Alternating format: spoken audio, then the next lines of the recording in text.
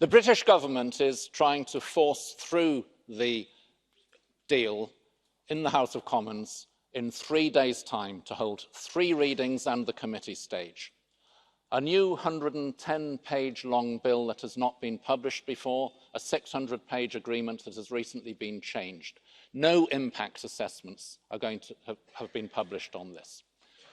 There is no certainty that this ruse will work or that this deal will be approved, at least in its current form. There will be amendments tabled, however short the period.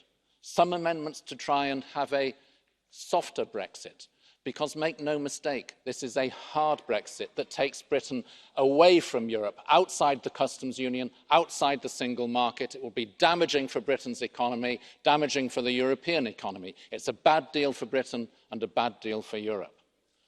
But there will also be amendments to say that any Brexit outcome, any deal, must go back to the public for a final decision.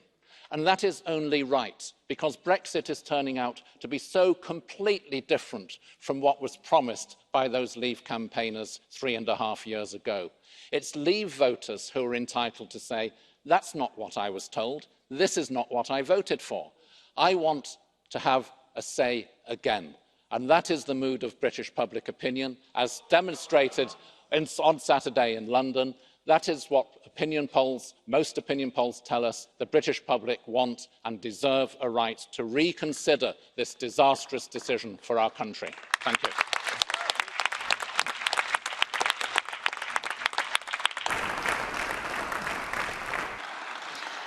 Mr. Corbett, there are rather 2 blue card requests. I will only take one because I've been informed we have 20 people on the Catch the Eye.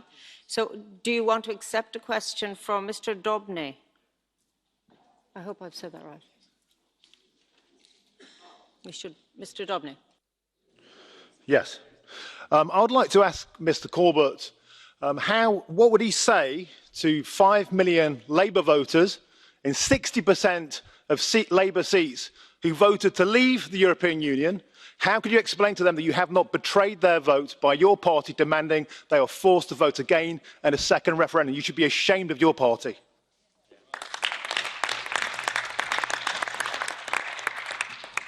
Most Labour voters, even in Leave seats, voted Remain at the time of the referendum.